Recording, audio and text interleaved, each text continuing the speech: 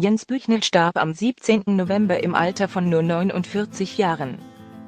TV Deutschland traute um den rastlosen Goodbye Deutschland-Star, der so plötzlich an Lungenkrebs verstarb. Wir blicken auf die letzten Monate und Jahre des Publikumslieblings voller Höhen und Tiefen zurück.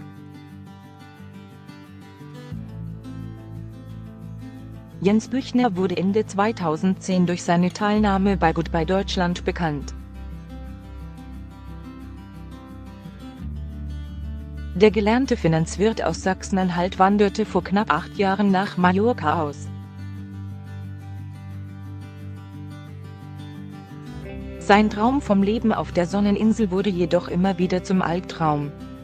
Schnell erhielt der damals 40-Jährige von seinen Fans den Namen Malle Jens.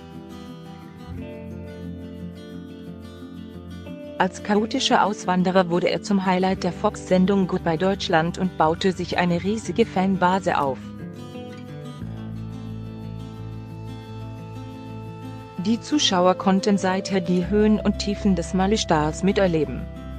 Quelle: NGRTLG 99 Pro Media. Der Malle-Musiker war vor allem durch sein ständiges Scheitern auf der Insel bekannt. Jens versuchte über mehrere Jahre, sich eine eigene Existenz auf der Insel aufzubauen. 2011 zog er mit seiner damaligen Freundin Jennifer Matthias, mit der er Söhne Chenglian hat, auf die Balearische Insel.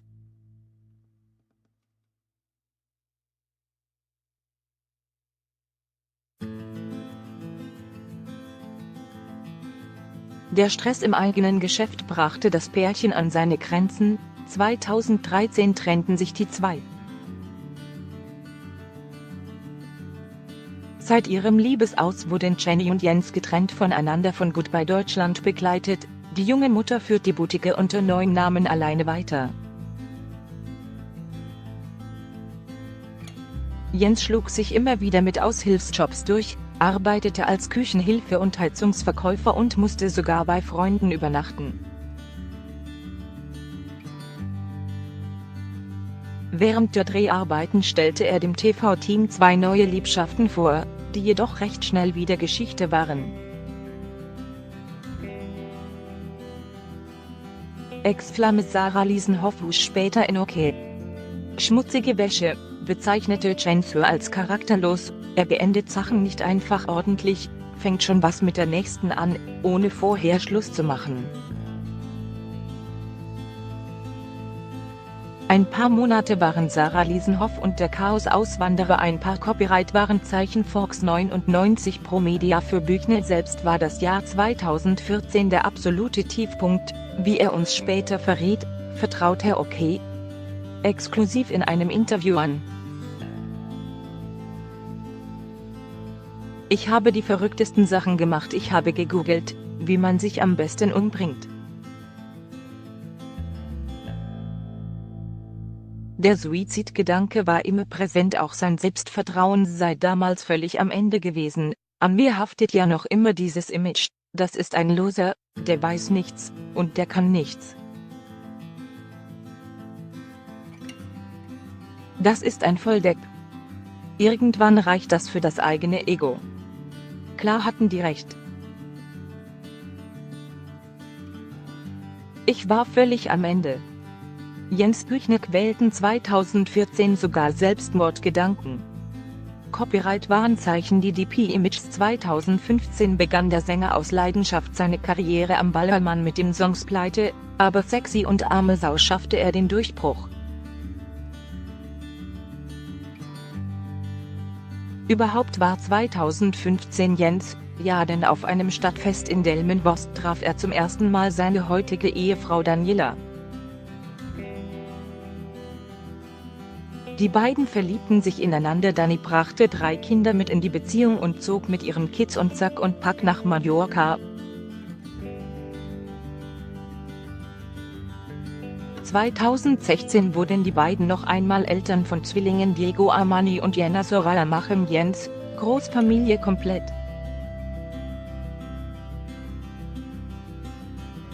2017 folgte die Traumhochzeit der Büchner-Turteltauben, doch auch die stand kurzzeitig auf der Kippe, da Chaos Jense fremdgeflirtet hatte.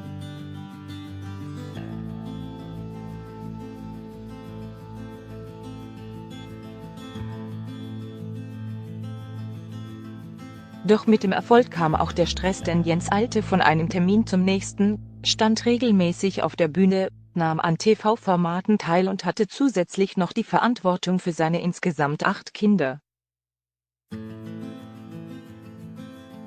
So ging er Anfang 2017 ins Dschungelcamp und erlangte dadurch eine noch größere Bekanntheit.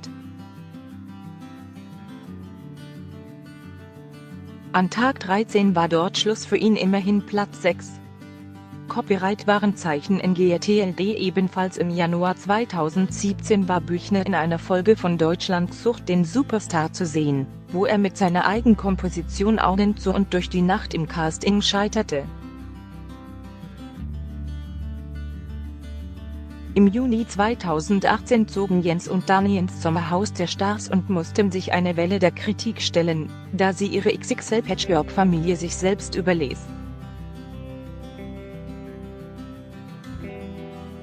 Ihre Kinder mussten sich auch um die Zwillinge kümmern, eine Aufgabe, der die Büchner-Kids kaum gewachsen schienen. 2 Wochen ließen die Büchners ihre 5 Kinder allein auf Mallorca. Jens und Daniela rechtfertigten ihre Teilnahme an der Trash-Show.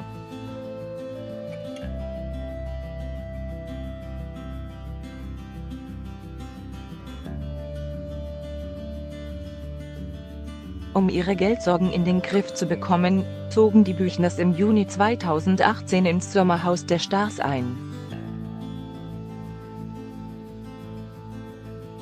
Im GRTLD Max Co. Doch als sei das nicht schon alles stressig genug, eröffnete er im April dieses Jahres noch die Faneteria, ein Fancafé.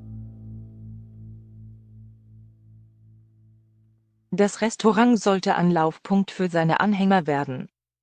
Wurde es auch doch ganz so einfach, wie sich Jens und seine Liebste die Situation vorgestellt hatten, war es nicht.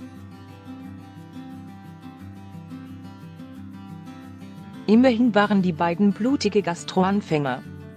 Hinzu kamen Auseinandersetzungen mit und sogar Betrugsvorwürfe durch Kaffeeangestellte. Mit Danis 3 leiblichen Kindern und den Zwillingen zu Hause und dem zusätzlichen Stress im eigenen Café schwanden Jens' Kräfte. Noch vor Saisonende musste das Paar sein Geschäft schließen. Der 49-Jährige war bis dahin schon einmal zusammengebrochen, konnte sich nur noch mit Schmerzmitteln durch den Tag bringen. Dann war es plötzlich traurige Gewissheit: Jens Büchner hat den Kampf verloren. Der Malle-Star starb am Samstagabend, 17. November, im Alter von nur 49 Jahren. Teilte seine Agentur mit. Wenig später stand auch die Todesursache fest: der 8-fache Familienvater starb an Lungenkrebs. Die Promi-Welt reagierte bestürzt und für Daniela brach eine Welt zusammen. Nach seinem Tod wurde bekannt, dass Jens Büchner schon länger gewusst hatte, dass er krank ist. Um niemandem zur Last zu fallen, hielt er es geheim. Am 23. November wurde Jens Büchners Asche auf einem Friedhof im Osten der Insel bestattet, in Cala Buena, dem Wohnort seines Patchwork-Clans. Zur Beisetzung um 17 Uhr wurden nur die engsten Familienmitglieder und Freunde eingeladen. Jens Büchner hatte sich gewünscht, dass seine Trauerfeier eine Abschiedsparty wird, genauso schrill, wie sein Leben es war. Rest in Peace, rastloser, durchgeknallter, liebenswerter Jens. Jens Büchner, alles über seine 8 Kinder.